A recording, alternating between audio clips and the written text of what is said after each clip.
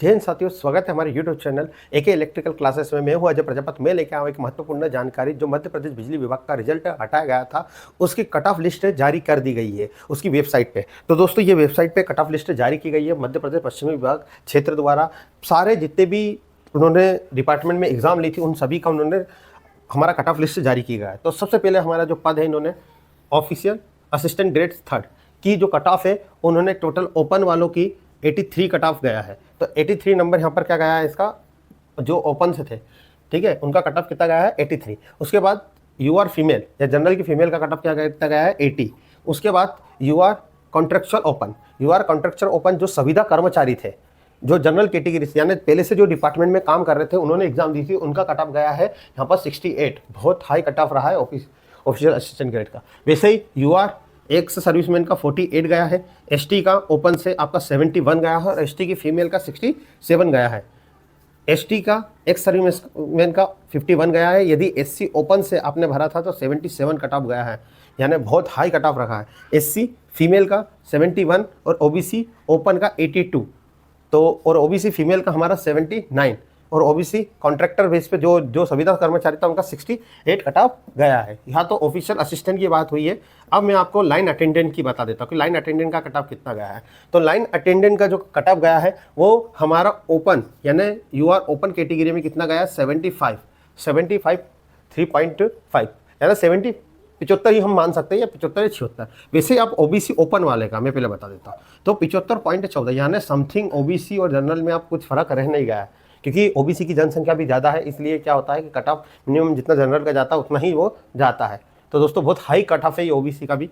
वैसे ही यूआर में यदि जो कॉन्ट्रैक्टर बेस पे थे, यानी जो संविदा कर्मचारी थे, उनका लाइन अटेंडेंट में जो काम फॉर्म भरा था, उन्होंने 54 नंबर पे उनका हो गया।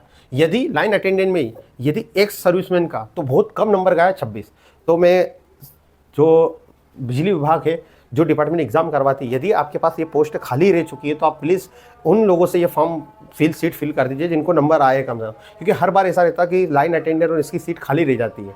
तो आप कम से कम उन बच्चों विद्यार्थियों को मौका दो जो कम से कम इतने नंबर लेके आए हैं। यदि कट ऑफ से 1-2 नंबर कम रह गए तो उन्हें मौका दे दीजिए यहाँ पर। वहीं एसटी की बात करें तो एसटी जो यहाँ पर केवल एसटी किसको दिया, संविदा वर्ग कर्मचारी को। यहाँ एसटी ओपन की कहीं बात नहीं कही गई, तो बहुत एक समस्या ये है। एसटी वालों जो संविदा कर्मचारी तो 43। अब एसटी की यहाँ पर आपने फॉर्म क्यों भरवाया? यदि एसटी का आपने कट ऑफ नहीं देना था तो एसटी के तो यहाँ जिक्र ही नहीं हो रहा है। हम एसटी की भी बात करते हैं। एससी का ओपन से यहाँ 66 गया, तो एससी जो कैटेगरी है उनका 66 गया है। जो कॉन्ट्रैक्ट बेस थे एससी कैटेगरी के, उनका 46 गया है। वैसे ही यहाँ ओबीसी जो कॉन्ट्रैक्ट बेस पे थे ओपन से, वो 53 गया है। और ईडब्ल्यूएस का ओपन से 66 गया 66। वैसे ईडब्ल्यूएस कॉन्ट्रैक्ट बेस पे ओपन पे कितना गया यहाँ पर 39। क्लियर है? आपको ये समझ में आया होगा। अब दोस्तों, यहाँ पर सर हमारा नाम यदि इसमें नंबर नहीं है, आपका हो सकता है उसमें भी, क्योंकि यहाँ पर प्लांट असिस्टेंट्स की जो वैकेंसी थी उसमें भी फॉर्म भरा होगा। तो याद रखें, लाइन अटेंडेंट और प्लांट असिस्टेंट, यदि जिसने फॉर्म भरा होगा, वो सारे लोगों ने फॉर्म भरा होगा, तो उसका लाइन अटेंडेंट में भी हो गया और हमारा प्लांट असिस्टेंट में। अब अधिकतर लोग लाइन अटेंडेंस की जॉब छोड़ देंगे, क्योंकि प्लांट असिस्टेंट अच्छी जॉब होती है। तो जिनका लाइन अटेंडेंट और प्लांट असिस्टेंट दोनों में हुआ है, तो वो लाइन अटेंडेंस की जॉब छोड़ देंगे। तो उसमें क्या करेंगे, वो उन लोगों को यहाँ पर मौका मिल सकता है जो यहाँ पर 1-2 नंबर और क्या है उनके कम है, तो वो यहाँ पर बढ़ सकते हैं। तो हम लाइन अटेंडेंस का देख लेते हैं कितना है। जूनियर इलेक्ट्रिकल डिस्ट्रीब्यूशन सभी का आ चुका है, तो मैं लाइन अटेंडेंट का दिखा देता हूँ आपको। तो लाइन अटेंडेंट का कितना गया था ये, हाँ, प्लांट असिस्टेंट जिसको हम प्लांट असिस्टेंट में इलेक्ट्रिकल में कितना गया था, एससी के गया था 75 और ओबीसी का गया 76 और ईडब्ल्यूएस का दिखाया 74। यहाँ पर भी एसटी कैटेगरी को शामिल नहीं किया गया। अब इन्होंने क्या फर्जीवाड़ा करा है, इसमें समझ में नहीं आया। फॉर्म क्यों फिल कराया आपने, एग्जाम क्यों ली उन बच्चों के, यदि आपको यहाँ पोस्ट देनी नहीं थी इन एसटी वालों को। अब क्या कट ऑफ रहा, किस तरह से इन्होंने कुछ करा है, अभी भी ये समझ में क्लियर नहीं हो पा रहा है कि रियलिटी है क्या यहाँ पर झोल हुआ है। तो दोस्तों, आपको क्लियर हुआ होगा किस तरह से यहाँ पर सारी चीज़ें हैं। तो दोस्तों, मैं फिर आपको बताना चाह रहा हूँ, निराश मत होइए यदि आपके नंबर नहीं आते हैं। आप मध्य प्रदेश ट्रेनिंग ऑफिसर की वैकेंसी आने वाली है। यदि आपने आईटीआई करा है तो हम उसका कोर्स निःशुल्क यूट्यूब पर हम चला रहे हैं सारी क्लासेस। आप वहाँ जाकर सारी क्लासेस दे सकते हैं। और चैनल को अभी तक आपने सब्सक्राइब नहीं किया तो सब्सक्राइब कर लीजिए और बेल आइकन को प्रेस कर दीजिए। जो एसटी कैटेगरी वाले हैं तो वो प्लीज़ कैंपेनिंग करें, वो भारत सरकार तक ये मैसेज पहुंचाए कि इस तरह का फर्जीवाड़ा मध्य प्रदेश सरकार में चल रहा है।